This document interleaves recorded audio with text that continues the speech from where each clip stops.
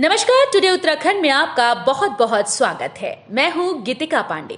हमारे प्यारे राज्य उत्तराखंड से जुड़ी हुई खबरों को जानने के लिए टुडे उत्तराखंड को सब्सक्राइब करें और उत्तराखंड के किस जिले से ये वीडियो देख रहे हैं कमेंट बॉक्स में हमें जरूर बताएं। कैबिनेट मंत्रियों के साथ अयोध्या जाएंगे सीएम धामी। हनुमानगढ़ी और रामलला के करेंगे दर्शन। मुख्यमंत्री पुष्कर सिंह धामी मंत्रिमंडल के साथ मंगलवार को अयोध्या जाएंगे, जहां वे हनुमानगढ़ी और रामलला के दर्शन कर पूजा अर्चना करेंगे। इससे पूर्व भी मंत्रियों के अयोध्या जाकर दर्शन करने की तैयारी थी, लेकिन वहां भारी भीड़ होने से मुख्यमंत्री ने अयोध्या जाने का कार्यक्रम स्थगित कर दिया।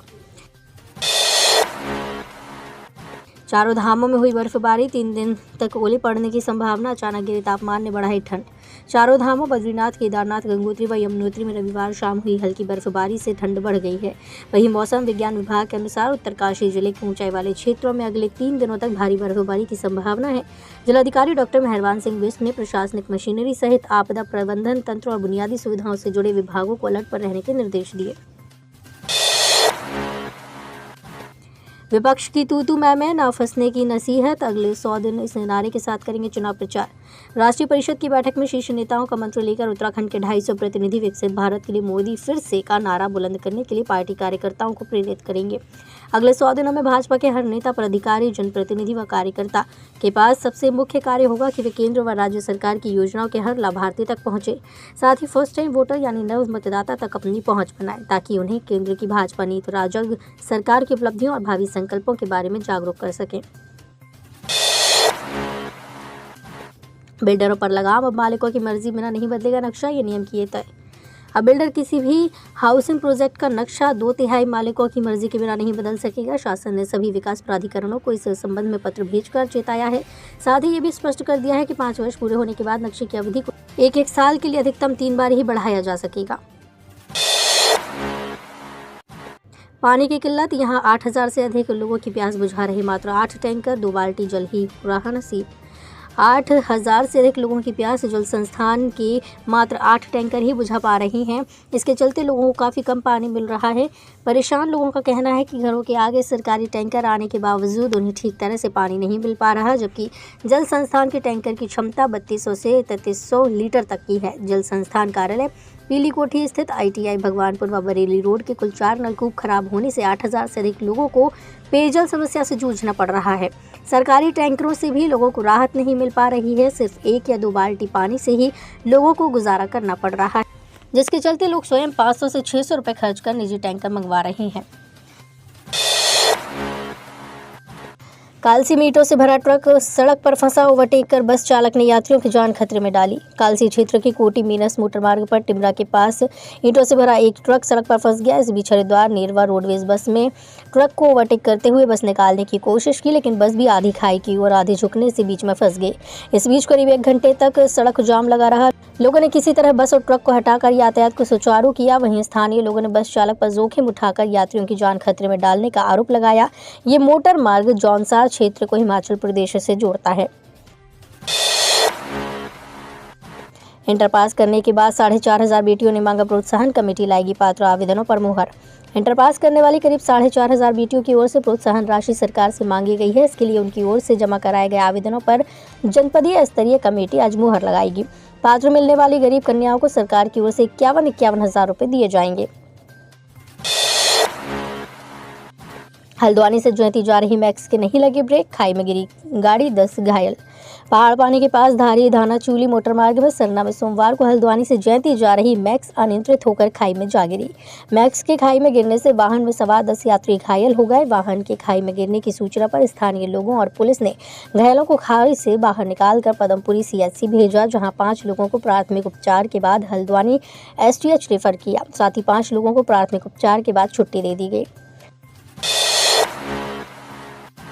हल्द्वानी हिंसा के उपद्रवियों को जेल भेजा, प्रशासन की बढ़ी चिंता, अब शिफ्ट किए जाएंगे कैदी। उपद्रवियों को हल्द्वानी उप कारागार भेजा जा रहा है। इस कारण जेल में दबाव बढ़ रहा है। कारागार में भी कैदी और बंदियों की संख्या क्षमता से अधिक है। बनभूलपुरा उपद्रव मामले में 58 लोगों को पुलिस अब तक जेल भेज चुकी है। एक ही दिन में उधम सिंह नगर और नैनीताल जिले से 57 अन्य मामले के आरोपियों को पकड़कर जेल भेजा गया है। और इस समय चारों धाम में हुई बर्फबारी, सफेद चादर में लिपटी वादियां, मैदान में बारिश से बढ़ी ठंड। उत्तराखंड में सोमवार शाम को मौसम ने फिर करवट बदल ली है। पहाड़ में दूसरे दिन भी मौसम खराब रहा और चारों धामों में बर्फबारी हुई। वहीं हेमकुंड साहिब, फूलों की घाटी, औली, नंदा, घुंघटी, रुद्रनाथ, लालमाटी, नीति व माणा घाटी में बर्फ गिरी, जबकि निचले क्षेत्रों में बारिश हुई। बद्रीनाथ में आधा फीट, केदारनाथ में 1 फीट, औली में 2 इंच, गंगोत्री, यमुनोत्री में 6 इंच ताज़ी बर्फ जमी, जबकि निचले क्षेत्रों में बारिश हुई, जिससे ठंड लौट आई। मास्टरमाइंड मलिक से होगी 2 करोड़ 68 की वसूली। नगर निगम ने जारी की आरसी, डीएम को भेजा पत्र। सोमवार को नगर आयुक्त पंकज उपाध्याय ने आरसी जारी की। वसूली को लेकर डीएम को पत्र भी भेज दिया। पत्र में कहा गया है कि अब्दुल मलिक के कब्जे से सरकारी जमीन को हटाने के दौरान हुई हिंसा में निगम के कई वाहन समेत सामान जल गया। इसकी लागत 2 करोड़ 44 लाख है। कहा कि निगम की ओर से अब्दुल मलिक के घर में नोटिस चस्पा किया गया था। 15 फरवरी तक पैसा जमा करने के लिए कहा गया था। इसके बाद निगम ने वसूली के सभी प्रयास किए, इसके बाद भी वसूली नहीं हो पाई। डीजीपी ने पुलिस अधिकारियों के साथ की बैठक, दिए सीएम धामी की सुरक्षा बढ़ाने के निर्देश।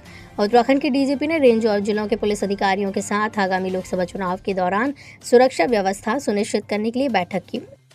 इस दौरान उन्होंने हाल ही में यूसीसी बिल पारित होने के मद्देनजर जिलों में मुख्यमंत्री पुष्कर सिंह धामी के प्रस्तावित दौरे व कार्यक्रमों के दौरान विशेष सावधानी बरतते हुए त्रुटिहीन सुरक्षा व्यवस्था सुनिश्चित करने के निर्देश दिए। साथ ही कहा कि पुलिसकर्मी सादे कपड़ों में पुलिसकर्मियों की नियुक्ति होगी। सचिवालय कर्मियों के लिए इलेक्ट्रिक बस का संचालन शुरू, मुख्य सचिव व जिलाधिकारी ने किया शुभारंभ। देहरादून सचिवालय कर्मियों के लिए इलेक्ट्रिक बस का संचालन शुरू हो गया है। मुख्य सचिव व जिलाधिकारी ने सोमवार सुबह इलेक्ट्रिक बस का शुभारंभ किया। अब हर दिन इलेक्ट्रिक बस सचिवालय कर्मियों को लाएगी और छोड़ेगी। सचिवालय में निजी वाहनों का दबाव कम होगा, साथ ही पर्यावरण को भी स्वच्छ रखने में मदद मिलेगी। तो इस बार भी तीर्थयात्रियों को रोडवेज की बूढ़ी हो चुकी बसें ढोएंगी। सफर खतरे से खाली नहीं। चारधाम यात्रा से पहले रोडवेज की नई बसें नहीं आई, तो इस बार भी बूढ़ी हो चुकी रोडवेज की बसें तीर्थयात्रियों को ढोएंगी। इन बसों में सफर करना खतरे से खाली नहीं है। ऋषिकेश रोडवेज डिपो में वर्तमान में अपनी 45 बसें हैं। 23 बसें अनुबंधित हैं। पर्वतीय क्षेत्रों में संचालन, अधिकांश बसें अपनी किलोमीटर क्षमता पूरी कर चुकी हैं। राजधानी की सड़कों पर दिखा किसानों का आक्रोश, मंडी में की तालाबंदी, लगाया जाम। राजधानी देहरादून में किसानों ने निरंजनपुर मंडी में गेट पर तालाबंदी कर विरोध प्रदर्शन किया। किसान प्रतिनिधियों ने कहा कि लंबे समय से किसानों का बकाया भुगतान नहीं किया जा रहा। किसानों ने मंडी प्रशासन के खिलाफ भी नारेबाजी पर नाराजगी जताई। सोमवार को निरंजनपुर मंडी में बकाया भुगतान की मांग को लेकर भारतीय किसान यूनियन वेलफेयर फाउंडेशन के कार्यकर्ताओं ने तालाबंदी की। यहाँ किसानों के प्रदर्शन के कारण सड़क जाम हो गई। तो ये थी हमारे प्यारे राज्य उत्तराखंड से जुड़ी हुई कुछ खास और अहम खबरें। इसी तरह की लेटेस्ट अपडेट पाने के लिए अभी सब्सक्राइब करें टुडे उत्तराखंड चैनल को। धन्यवाद।